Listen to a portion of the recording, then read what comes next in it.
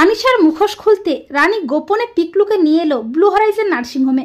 হ্যাঁ বন্ধুরা, আমরা এমনটাই দেখতে পাবো তোমাদের রানী ধারাবাহিকের আগামী পর্বগুলোতে।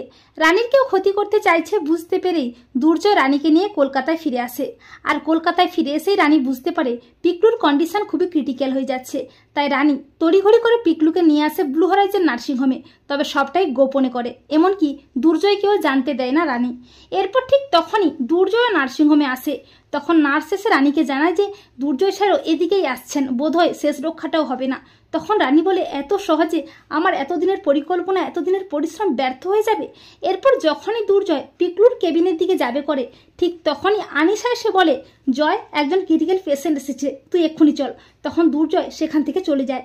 তখন রানী বলে, আমি জানি আমার এতদিনের পরিশ্রম ব্যর্থ হতে পারে না, এবারে মুখোশ খোলার পালা এসে গেছে। এই পিকলুদাই নিজের মুখে সব সত্যি স্বীকার করবে আর আসল কালপিটও সামনে আসবে।